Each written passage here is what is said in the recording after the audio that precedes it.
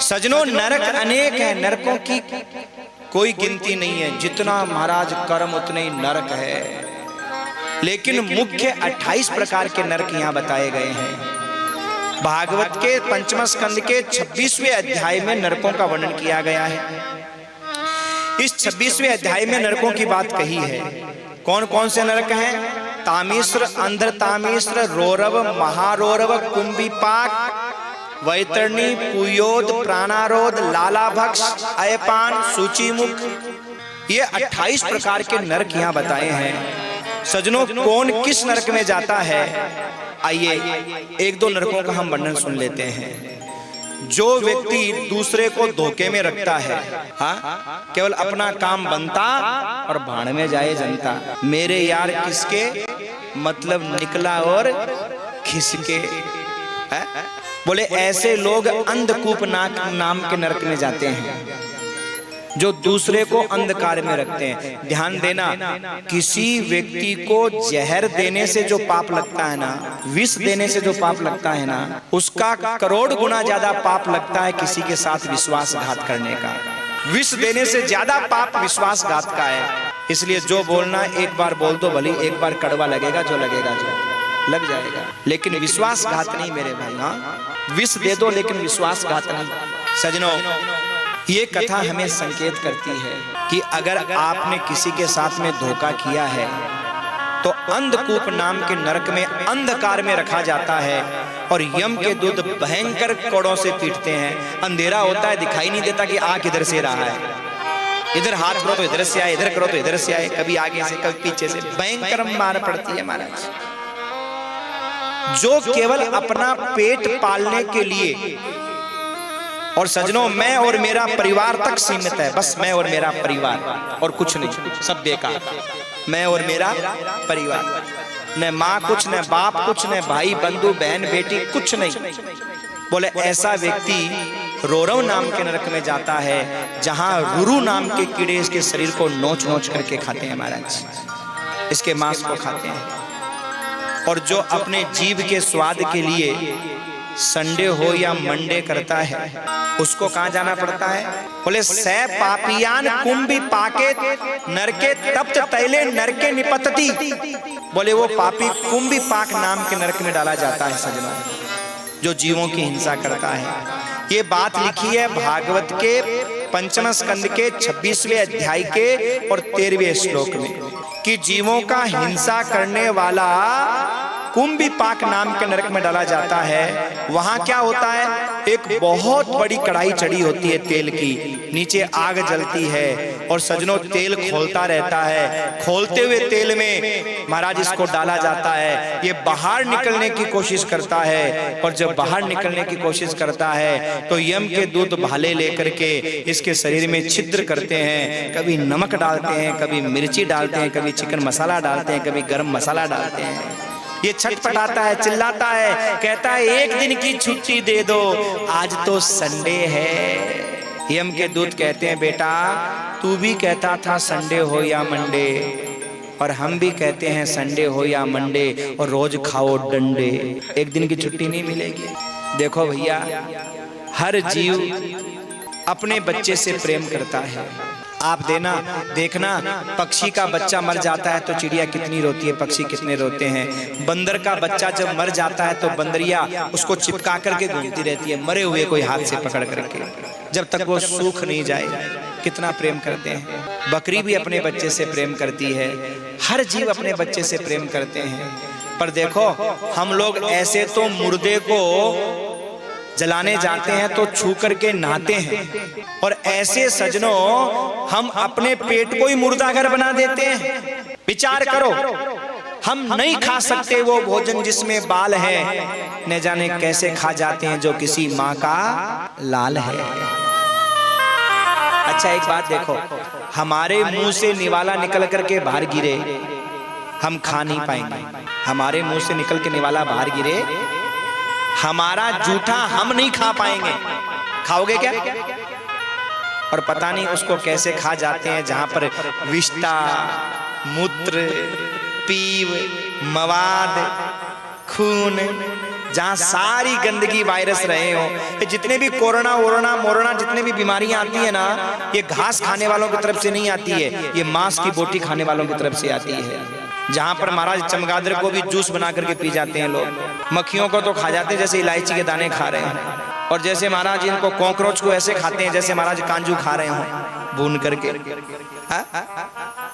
वहां से बीमारियां आती हैं, घास खाने वालों के यहाँ से बीमारियां नहीं आती। और एक बात और ध्यान रखना सजनों, क्या एक बात और ध्यान रखना, भगवान ने तुम्हें मनुष्य बनाया है और मनुष्य के लिए भगवान ने खाने की बहुत चीजें बनाई है, बहुत चीजें बनाई है खाने की, बहुत चीजें बनाई है खाने के मनुष्य के लिए। कोई कहे महाराज आपको पता नहीं है मांस की बोटी में ताकत होती है, विटामिन होते हैं। सबसे ज्यादा विटामिन तो ये नाली में जो गंदगी बह रही है इसमें है, जो सुअर खाता है और खा खा के मोटा हो रहा है, बोलो है? अरे भैया मांस की बोटी में ताकत होती तो घास की रोटी खाने वाले महाराणा प्रताप को मांस की बोटी खाने वाला अकबर झुका दिया होता, पर झुका नहीं पाया। महाराणा प्रताप जंगल में रहे, कुछ खाने को नहीं था तो घास की रोटी बना करके स्वयं खाई और अपने बच्चे को खिलाई। एक दिन बन बिलाव हाथ से रोटी लेकर के भागा, अरे घासरी रोटी जब बन बिलावड़ो ले भाग्यो, नानो सो अमरो चीख पर्यो राणारो सोयो दुख जाग्यो। वो घास की रोटी लेकर के वो बन बिलाव जो मांस की बोटी खाने वाला था भागा दौड़ा। क्यों? क्योंकि उसने मन में सोचा कि महाराणा प्रताप घास की रोटी खाकर के ऐसी ताकत दिखा रहे हैं तो हम भी घास की रोटी खाएंगे। और एक बात और ध्यान रखना, दुनिया के मशीनरी की जो ताकत नापी जाती है वो मांस की बोटी खाने वाले शेर से नहीं नापी जाती। किससे नापी जाती है? घास की रोटी खाने वाले घोड़े से नापी जाती है मेरे भाई। Horse power. हॉर्स माने क्या होता है? हॉर्स माने क्या होता है? घोड़ा। घोड़े से नापी जाती है कि मशीन में कितने घोड़ों की ताकत है। तो भैया ये जितने भी मांस की बोटी खाने वाले हैं ना, वो सोचते हैं स्वाद मांस की बोटी में है, वो जो घास की रोटी के जो मसाले पड़े हैं ना, मसाले मत डालो, पता चल जाएगा तुमको। जो तुमको स्वाद आ रहा है ना चिकन में, वो उन घास का स्वाद है जो मसाले बने हुए हैं घास के, मांस की बोटी का स्वाद नहीं है। भगवान ने तो तुमको मनुष्य बनाया, शाकाहारी बनाया। आप कहोगे महाराज क्या प्रमाण है कि हम शाकाहारी हैं? इसका प्रमाण सजनों ये है कि देखो, शाकाहारी के दांत अलग होते हैं, मांसाहारी के दांत अलग होते हैं। मांसाहारी कौन है? बिल्ली, कुत्ता, शेर, ये सब मांसाहारी है। इनके दांत देखना, एक लंबा, एक तीखा, एक पतला, एक मोटा। और शाकाहारी कौन है? मनुष्य, गाय, भैंस, बकरी, देखना इनके दांत बराबर बराबर होते हैं महाराज, बराबर बराबर एक जैसे। अच्छा, दूसरी पहचान, शाकाहारी जीव होठों से पानी पीता है, मुंह से पानी पीता है, ऐसे होठों से। और मांसाहारी कैसे पीता है? जीभ से पानी पीता है, होठों से नहीं पीता। पीता कि नहीं पीता?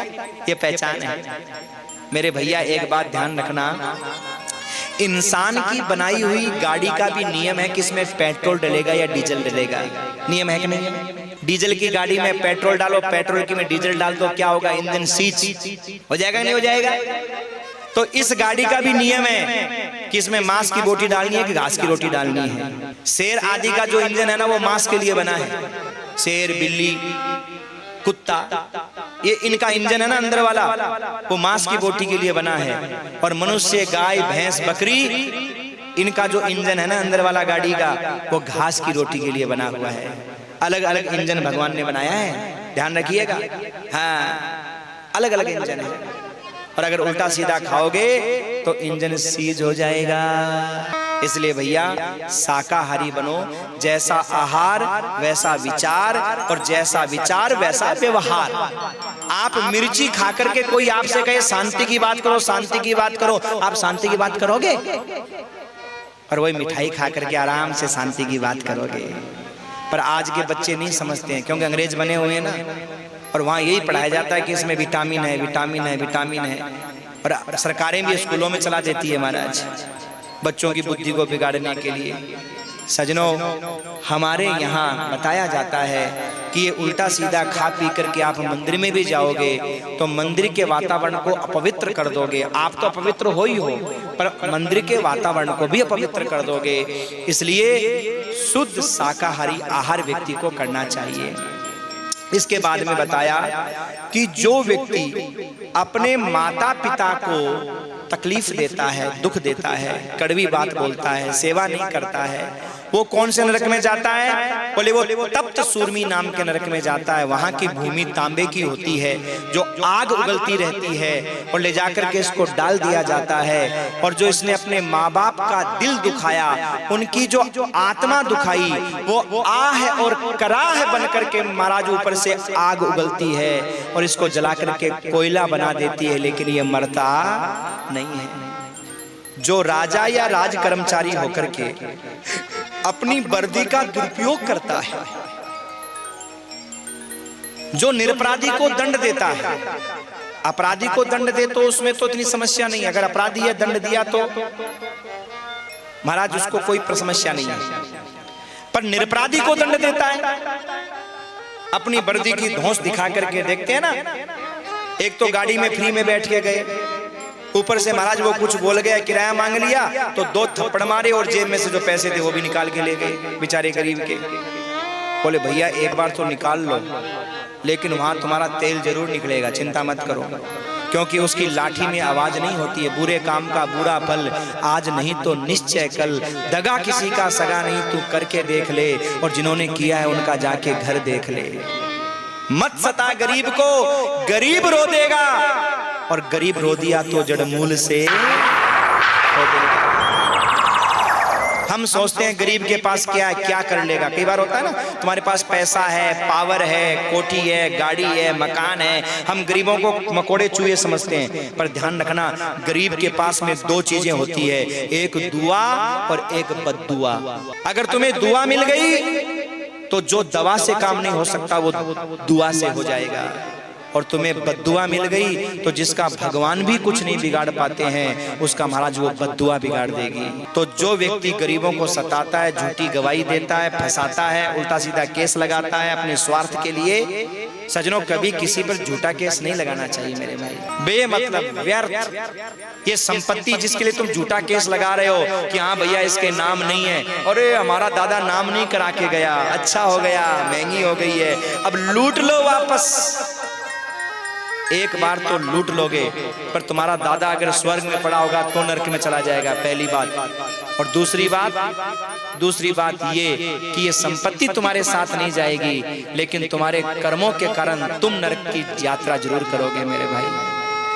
तो जिसने अपने पद और प्रतिष्ठा का दुरुपयोग किया, सजनों, वो व्यक्ति सूकर मुख नाम के नरक में डाला जाता है। और उस नरक में क्या होता है? उस नरक में जैसे गन्ने का रस निकालने की मशीन होती है ना, ऐसी एक मशीन लगी होती है। तो जैसे गन्ने के रस, गन्ना पेल के मशीन रस निकालते हैं, ऐसे इस जीव को उस गन्ने की रसी मशीन में दिया जाता है और इसका तेल निकाला जाता है। महाराज भयंकर यातना दी जाती है। नरकों के वर्णन से परीक्षित घबरा गए, 5वें स्कंद को नमन करके 6ठे स्कंद में प्रवेश किया। और सजनों, 6ठे स्कंद में बहुत सुंदर अजामिल का उपाख्यान सुनाया, कैसे अपने पुत्र के बहाने से भगवान का नाम लिया, और पुत्र का नाम था नारायण। संतों ने पुत्र का नाम रखा नारायण, और महाराज नारायण नाम पुकारा तो नारायण नाम से भगवान के दूतों ने आकर के बचा लिया।